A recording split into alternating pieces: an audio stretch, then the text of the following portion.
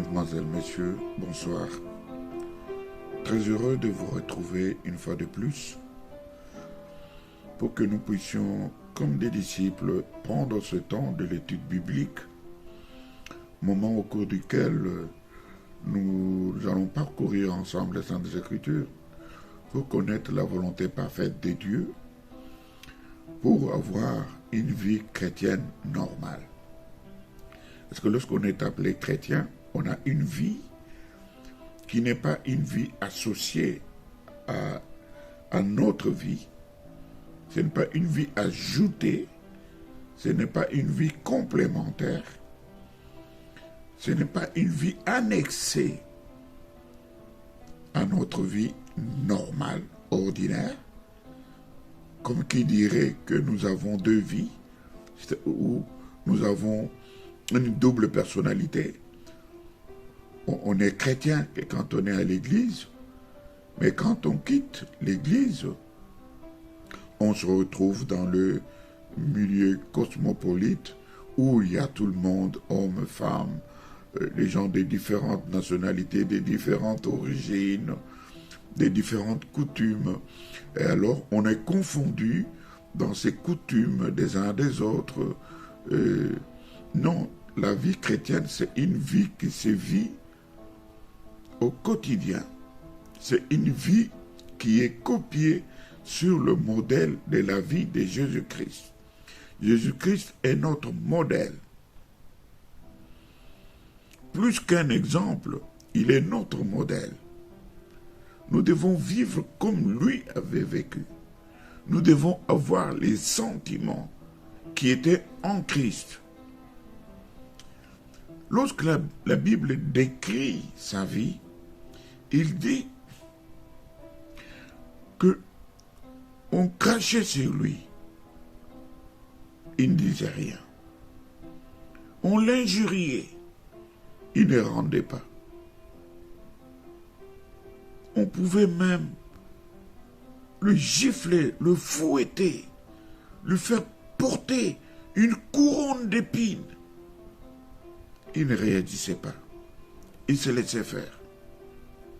Il a été même tenté dans sa chair, tenté par le diable en personne, mais il n'a point succombé. Or, la Bible déclare que c'était Dieu qui s'était formé un corps pour venir dans ce monde, pour porter les péchés de tous, afin d'apporter la délivrance, le salut à quiconque croira à la bonne nouvelle de Dieu.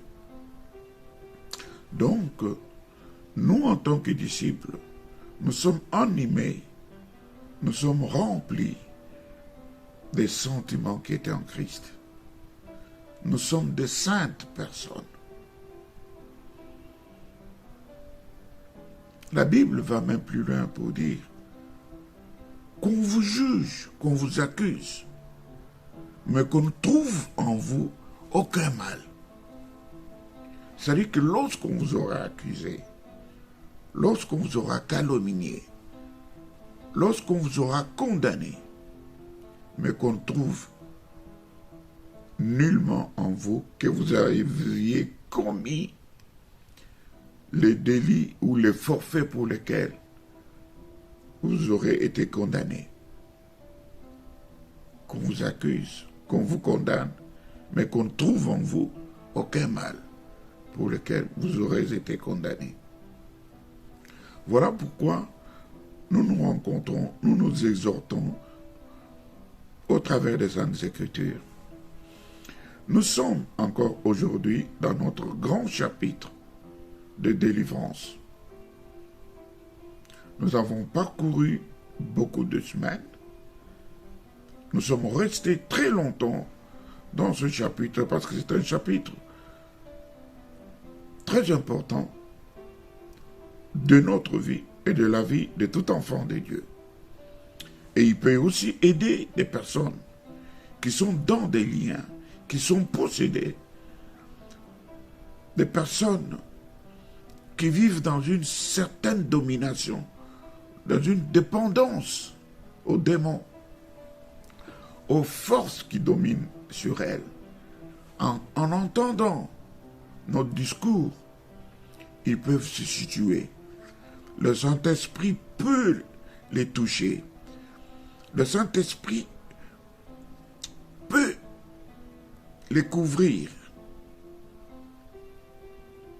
Le Saint-Esprit peut se révéler à eux selon la grâce de Dieu.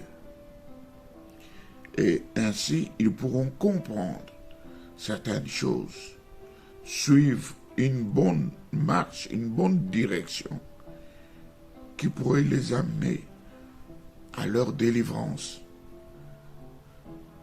à recevoir le Seigneur Jésus-Christ dans leur vie, personnellement, comme étant leur Seigneur et surtout leur Sauveur.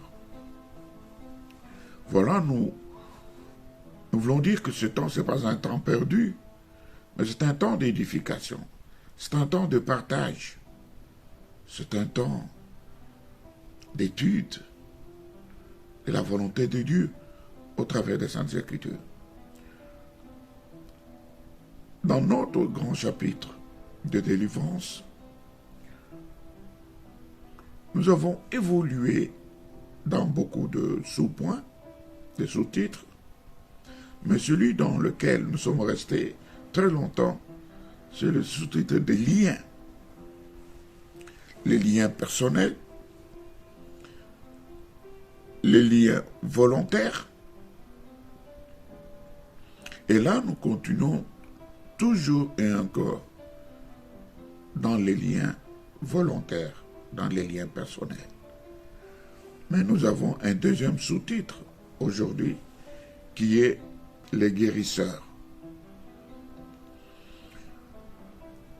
Parmi les guérisseurs, nous avons les tradis praticiens. Pardon. Ceux-là sont des personnes qui utilisent les plantes qui ont certaines facultés de guérir. Mais puisqu'on ne connaît pas bien déterminer qui est tradipraticien, comment le différencier du guérisseur, puisqu'on n'a souvent pas le discernement. C'est pourquoi aujourd'hui je vous déconseillerais de fréquenter ces personnes pour des raisons que nous allons développer tout à l'heure. Mais les tradipraticiens n'exploitent que la capacité naturelle qui est dans une plante pour guérir. En réalité, ce n'est pas condamnable. Parce que c'est Dieu qui a fait que ces plantes renferment ses capacités thérapeutiques. Et si c'est exploité à cette fin, en réalité, il n'y a pas de mal. Mais il y a une autre catégorie de guérisseurs qui sont ce qu'on appelle les guérisseurs traditionnels. Ceux-là, ce sont des personnes à ne jamais fréquenter. La plupart de ces guérisseurs, ce sont des médiums. C'est-à-dire qu'ils ont le pouvoir d'entrer en contact avec des esprits des morts. Est-ce que vous me saisissez? Ils ont la capacité d'entrer en contact avec les esprits des ancêtres. Et c'est par ces esprits que les guérisseurs, n'est-ce pas, qui peuvent entrer en contact avec les ancêtres ou avec les morts. C'est par ces esprits qu'ils peuvent. C'est-à-dire que ces esprits les aident, leur révèlent des choses qu'ils désirent à connaître sur ceux qui les consultent. Et je disais que c'est par ces esprits qu'ils peuvent connaître des maladies et même proposer des thérapies. Parce que les esprits avec lesquels ils entrent en contact leur révèlent des choses sur les sujets, sur les personnes qui les consultent ou sur les personnes qui sont en présence d'eux. Et les morts, la Bible nous interdit d'entrer en contact avec les morts. La Bible nous interdit d'avoir des liens ou de pratiquer des liens des ancêtres, des doctrines ancestrales qui n'ont rien à voir avec Dieu, mais qui sont des divinités étrangères. Et parmi les thérapies qu'ils peuvent proposer, nous allons nous rendre compte que ces esprits, parfois ils peuvent aller chercher des plantes ou prendre des statuettes ou prendre de peaux de bêtes déjà mortes, excusez-moi, et ils vous font des pratiques avec ces effets, ces objets, et après avoir fait des pratiques, ils vous imposent des interdits. Et ils vous proposent des solutions qui trouveront votre sentiment et qui vont être des solutions aux problèmes que vous rencontrez, aux problèmes pour lesquels vous êtes allé les voir. Et d'une part, ils vous proposent une satisfaction, une résolution des problèmes que vous allez poser ou qui sont les vôtres. Ce que je veux vous dire, c'est que ces esprits, et les esprits des morts qu'ils consultent et les esprits des ancêtres, ce sont ceux qui indiquent la manière, par exemple, de s'orienter dans une direction ou dans une autre pour vous guérir. Soit ils vont les conseiller de prendre des plantes, de les préparer, de les conditionner d'une façon ou d'une autre, soit de peaux d'animaux, soit ils peuvent brûler des corps, ils peuvent brûler certaines choses qui peuvent vous demander, par exemple des oiseaux, des œufs, des pigeons, des poules, des coqs, peut-être même des chèvres. Vous verrez qu'ils vont vous demander souvent des animaux qui sont vivants,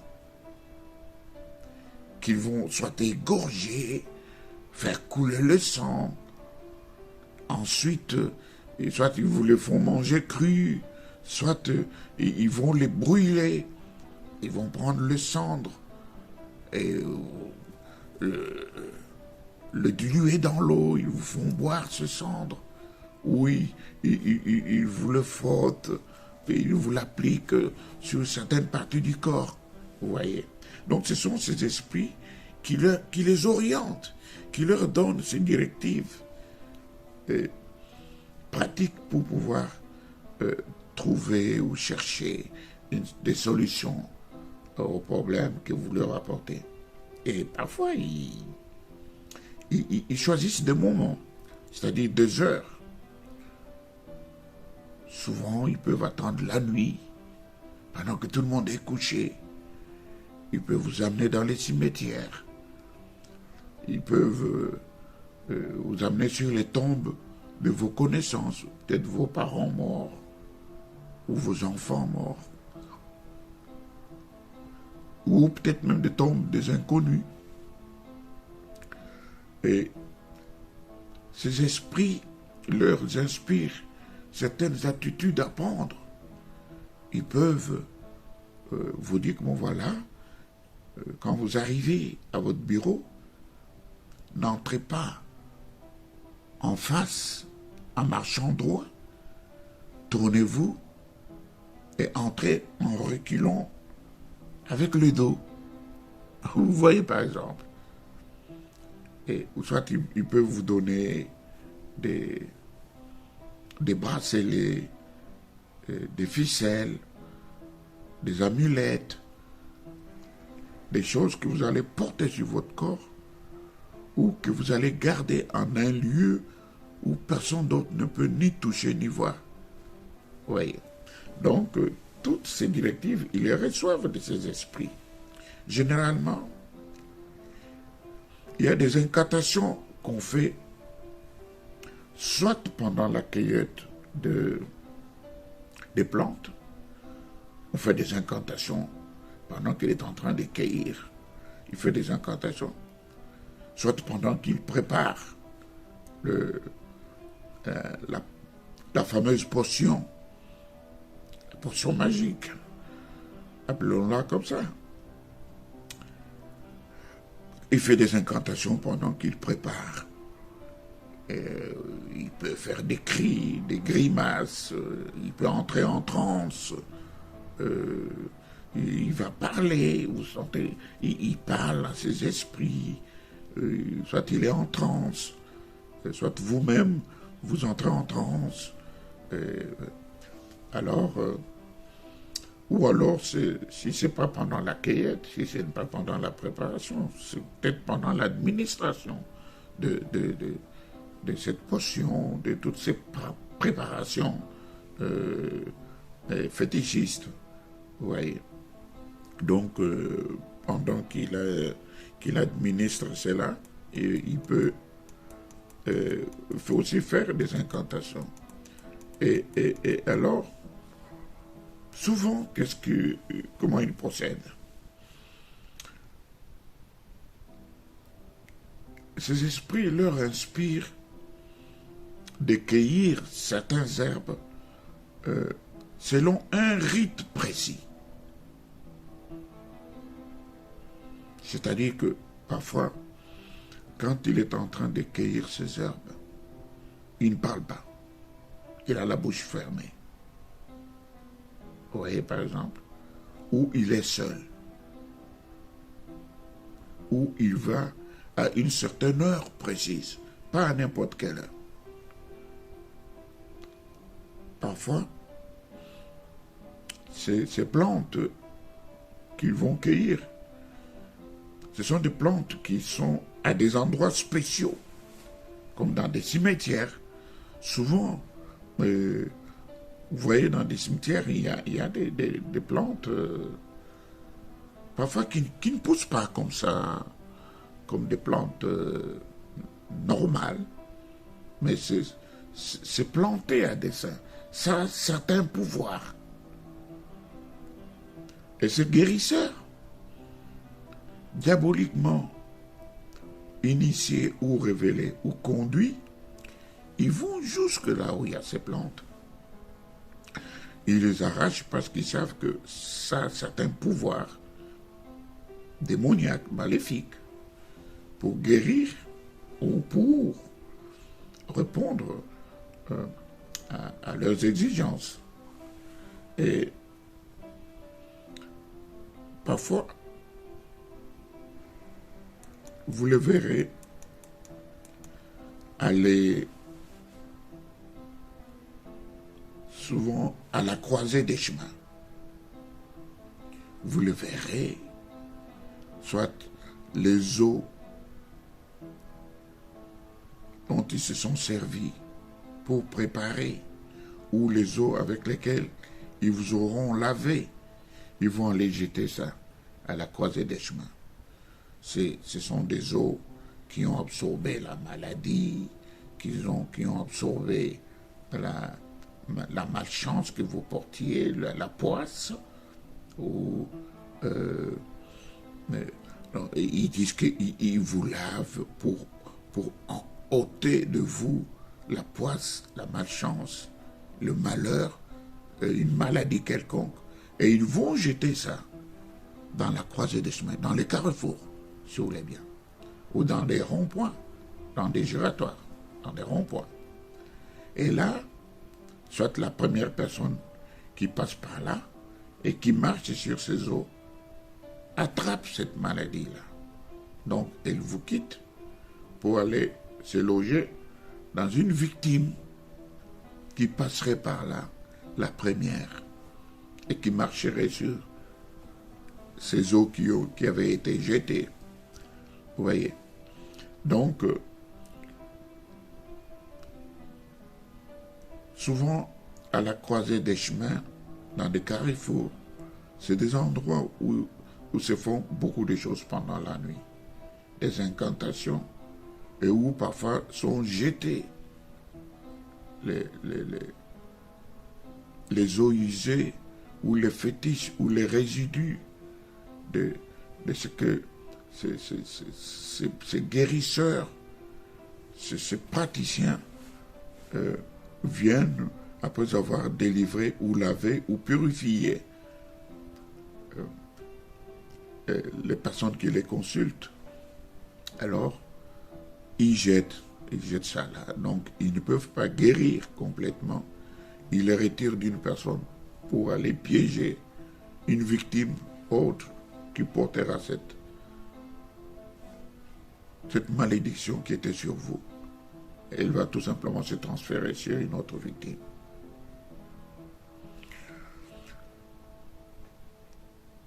Il y a peut-être certaines plantes qui ne poussent que dans l'eau.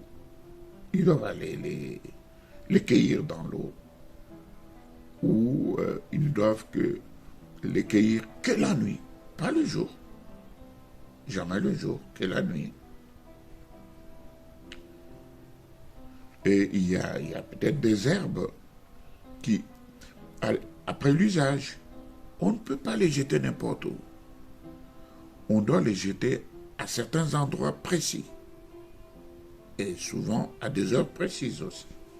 Pas n'importe quelle heure. Soit on les jette derrière la maison, soit on les jette dans les carrefours, comme je viens de vous le dire. Soit on va aller les jeter chez la personne qu'on veut envoûter ou maudire ou faire porter le mauvais sort.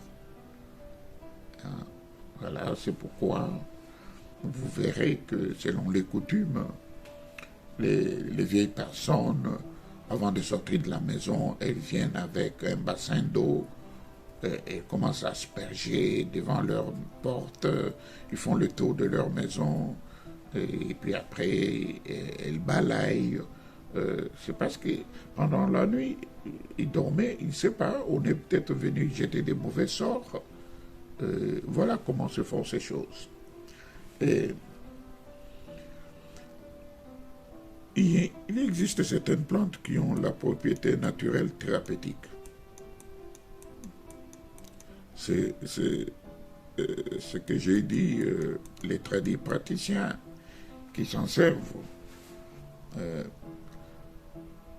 Cela a l'air aussi de pratiques, de mêmes pratiques que les guérisseurs. Mais chez eux, c'est rationnel. Ce n'est pas traditionnel, mais c'est rationnel. Pourquoi? Parce que ils savent, ils sont instruits. Parfois, ils sont enseignés que telle plante a telle vertu de guérir. Et comme je venais de vous le dire, comme on ne sait pas distinguer les guérisseurs occultes d'avec les tradis praticiens, vaut mieux s'abstenir de faire recours à toutes ces personnes, sauf si on a le discernement, ou si on est instruit sur l'authenticité ou la pratique exacte du tradit praticien ou de la personne que l'on va consulter. Si on est sûr que c'est un véritable tradit praticien, qui guérit ou qui fait sa science selon les normes de la science. C'est-à-dire, il n'utilise que les plantes, il ne fait pas des incantations, pas des incisions, enfin, pas des choses qui n'ont aucun rapport avec les sciences occultes ou ni recours aux esprits des morts ou des ancêtres. On voit que ce qu'il fait, c'est la science rationnelle, où on fait recours aux facultés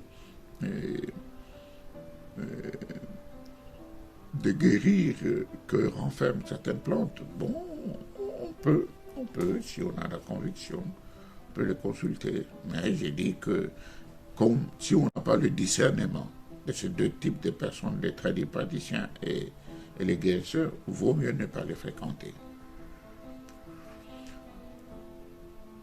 Ce que je dois aussi dire, c'est que les guérisseurs, ils ne peuvent jamais guérir.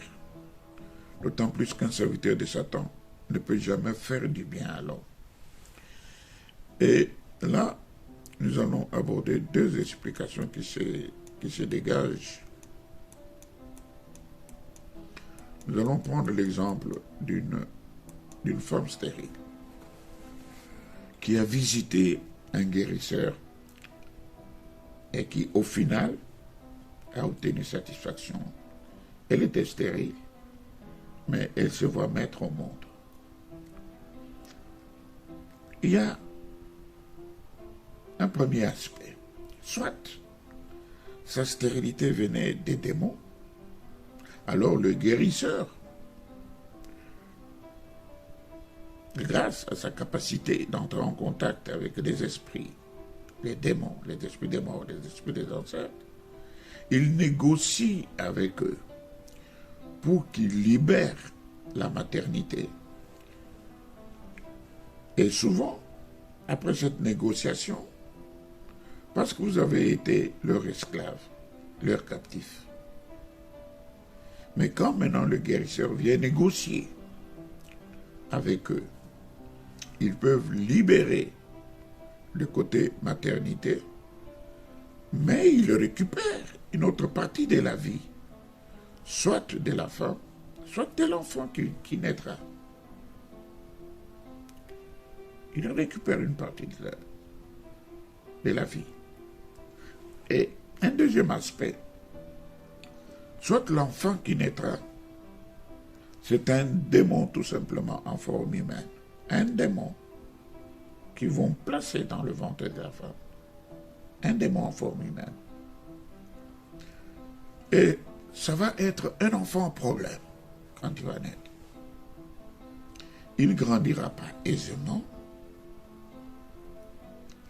Et tant qu'il sera dans la famille, il sera une sorte d'antenne de Satan dans la famille. Il sera chargé de communiquer tous les projets de la maison aux esprits qui sont dans le monde des ténèbres. Parce qu'il en est serviteur, il en est une antenne. En réalité, qu'est-ce qu'ils ont la capacité de faire? C'est de transférer la maladie d'un organe à l'autre. Ce qu'ils ajoutent est souvent plus destructif que ce qu'ils enlèvent. Ça, vous devez le savoir. C'est important de le savoir. Et nous devons aussi savoir qu'une personne, quelle qu'elle soit, homme ou femme, soignée par un guérisseur, par exemple de maux de tête après avoir bu le sang d'un coq mélangé avec des herbes et devient possédé par un esprit de sorcellerie. Pourquoi? Parce que les guérisseurs là, ils ont souvent un esprit de malice. Comme il est bien dit que leur père est menteur depuis le départ, depuis le commencement. Et leur maître exige aux personnes qui les consultent les sacrifices humains en leur demandant souvent certaines choses. Vous allez remarquer, pour la plupart des cas, que les choses qu'ils demandent sont souvent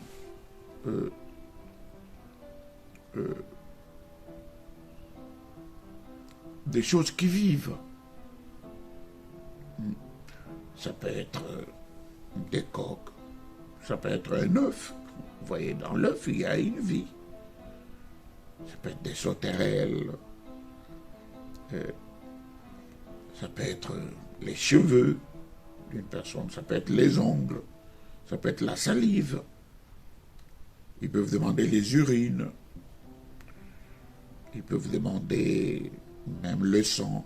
Parfois, pendant la période de menstruation d'une femme, pendant les règles, on lui demande le sang ou on lui dit fais tout. Amène-nous le sang de la personne. La personne peut vous piquer, peut vous blesser, mais pendant le sommeil,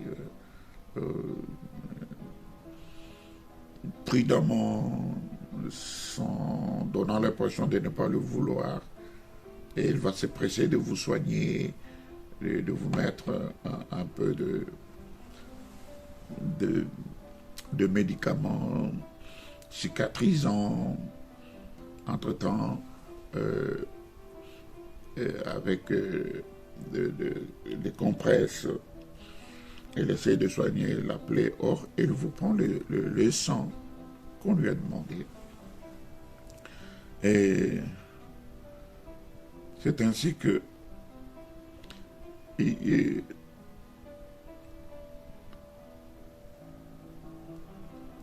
peuvent aussi prendre les sous-vêtements d'une personne, les ongles des pieds, couper les cheveux, couper un morceau de tissu déjà utilisé, pas neuf, mais appartenant à quelqu'un. Ils peuvent attendre que vous vous déplaciez et ils prennent le sable de votre plante de pied. Vous voyez toutes ces choses-là. Donc, prendre quelque chose qui vient de quelqu'un, qui appartient à quelqu'un.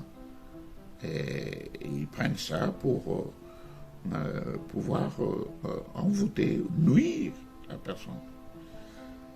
Et toute personne, dans ce cas, ce qu'il faut savoir, que toute personne qui a été consultée un guérisseur, il est sous le coup d'un envoûtement.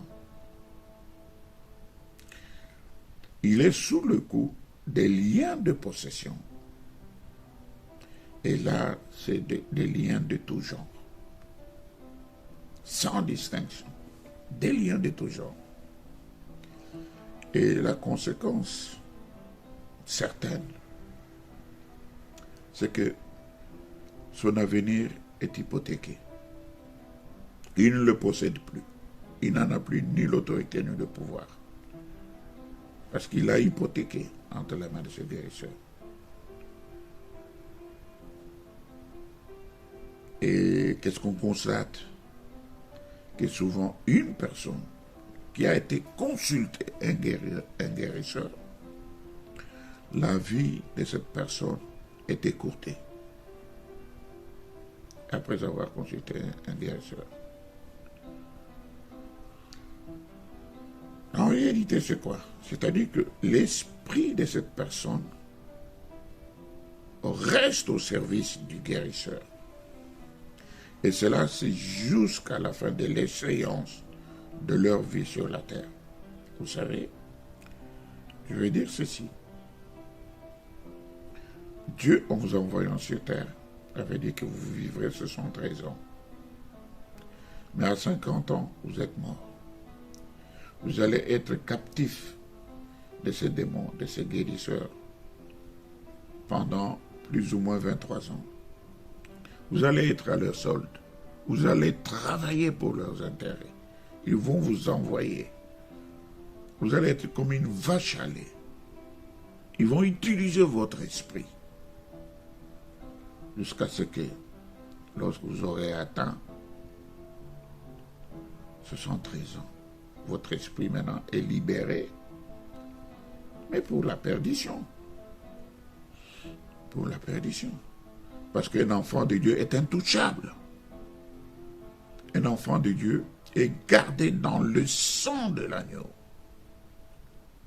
Et le diable, il a peur du sang. C'est un bouclier qui protège ce qui appartient à Dieu. Et le diable ne peut ni approcher, ni atteindre ce bouclier, ni le vaincre. C'est un bouclier invincible, infranchissable, un bouclier protecteur, libérateur, un bouclier de défense contre lequel le diable ne peut rien. Il faut vraiment être enfant de Dieu.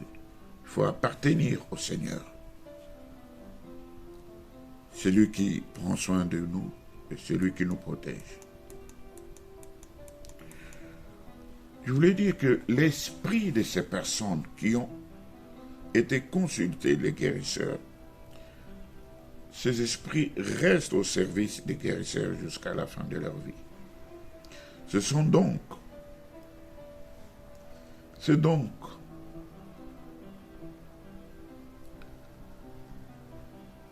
qui se retrouvent dans ces conditions. Des personnes qui se croient satisfaits, qui croient avoir trouvé des solutions, tout ça, c'est de la fantaisie. Je veux dire que c'est une mascarade. Mais en réalité, ce que eux font, en vous miroitant ces semblants de guérison, de solutions, de bien-être, d'enfants, de travail, de protection. Mais ce qui... lorsque ils vous échangent ce mirage qu'ils vous montrent, ce qu'ils vous donnent est pire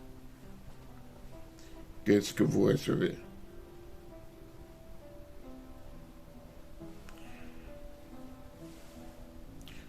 Souvent, vous devenez comme une personne télécommandée. Ces guérisseurs, ils peuvent vous contrôler à distance. Il fait des incantations sur un bien qui vous appartient. Et vous, là-bas, vous subissez les conséquences. Et il y a aussi une catégorie de personnes qui ont utilisé, consciemment ou inconsciemment,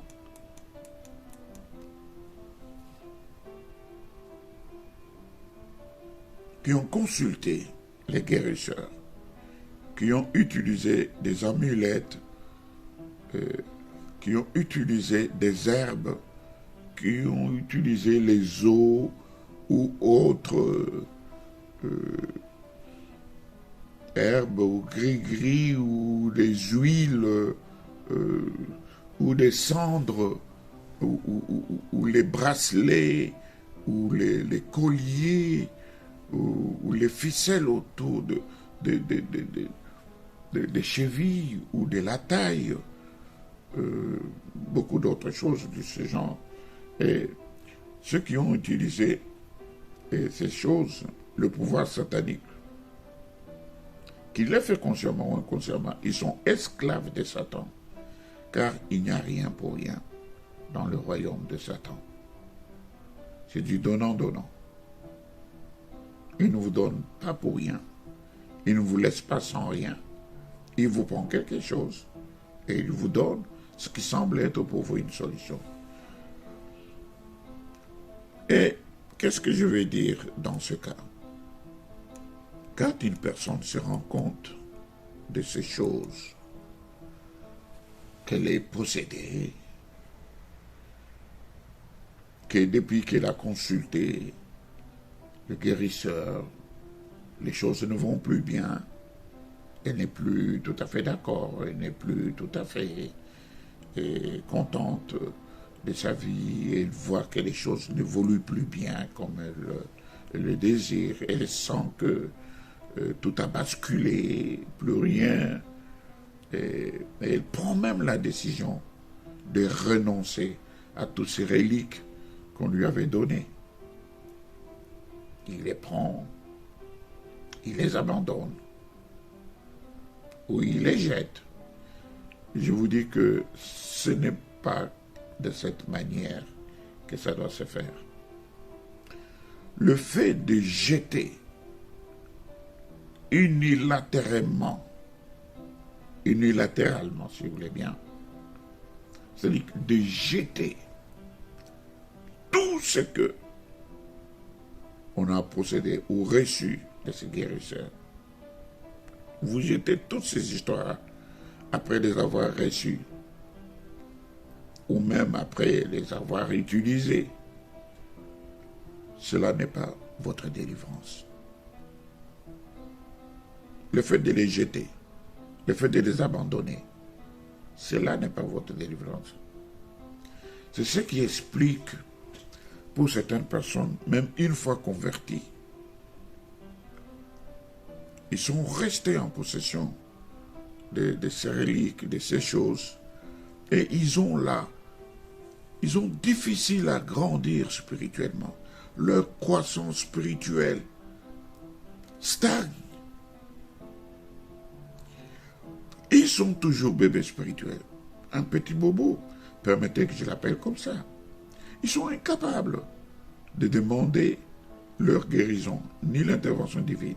Il faut toujours aller voir l'homme de Dieu. Et ils sont toujours enfants. Ils ne grandissent pas spirituellement. Parce qu'ils ont encore des liens qui les retiennent. Vous voyez. Ce qu'il faut, quand bien même on a reçu le Seigneur, quand bien même on a renoncé à ces choses, après les avoir utilisées, non, ce qu'il faut, c'est de confesser d'abord. Ensuite, d'abandonner. Et troisièmement, de sortir tout ce qu'on avait reçu auprès de ces guérisseurs. Et aussi briser tous les interdits, s'il en existait. Et enfin, passer par le service de délivrance avec un serviteur de Dieu. Et là, l'idolâtrie active peut avoir deux formes. Nous l'avons dit déjà autrefois dans notre chapitre des liens. Il y a la magie active qui peut avoir deux formes. Donc l'idolâtrie. Il y a la magie blanche qui consiste à obtenir une faveur. Vous voyez, les gens qui font la magie blanche, cela a tout l'air de quelque chose de bien. Vous ne voyez pas quelque chose de mauvais. On peut obtenir la protection. Tout le monde a besoin de la protection. On peut obtenir l'argent. On peut obtenir un pouvoir ou une capacité de séduction en dehors des normes normales et en dehors des principes bibliques. Là, il s'agit de la ruse de Satan qui aveugle sa victime avec les biens matériels, c'est-à-dire la gloire, le succès, la prospérité. Et là, nous pouvons lire dans Luc, chapitre 4, versets 5 à 7. Pendant que je le dis, le verset est en train de passer. Ce que je veux dire, c'est que le diable, lorsqu'il offre toutes ces choses, mais il retient toujours l'esprit de la personne, de sa victime, captif. Et sa vie sera à la guise du diable qui va la manipuler à sa guise. N'est-ce pas? La vie sera à la merci du diable qui va manipuler la vie et même l'esprit de ses victimes à sa guise, comme il le veut. Et la magie noire, c'est l'art de nuire, contrairement à la magie blanche. Mais tous, l'un et l'autre, ils sont mauvais, que ce soit la magie noire ou la magie blanche. Bien que la magie noire, et la magie blanche plutôt, consiste à obtenir une faveur, telle que nous avons cité, la protection, l'argent, et certains pouvoirs, la gloire, le succès, la prospérité. La magie noire, elle, c'est l'art des nuits. Les puissances spirituelles comme l'incrédulité, comme les maladies chroniques, les morts subites, ainsi de suite, c'est des nuisances, beaucoup plus des nuisances physiques, vous voyez, que la magie noire, elle a comme effet sur des personnes, les nuisances physiques. Et c'est ainsi que je vais devoir prier, compte tenu du temps, parce que dans l'imagerie, c'est le temps qui compte. Comme ça, nous serons prêts le jeudi prochain pour aborder un autre sous-titre, toujours dans le domaine de notre grand chapitre, la délivrance, dans le sous-titre des liens personnels, des liens volontaires. Père de toute gloire, ce que les hommes cherchent sans trouver est en toi. Tu es celui qui nous a créés à ton image et tu as placé en nous une portion de toi. Et ceux qui te trouvent, ceux à qui tu te révèles, tu leur accordes un salut complet et total. En toi, ils ont la protection. En toi, ils ont la vie éternelle.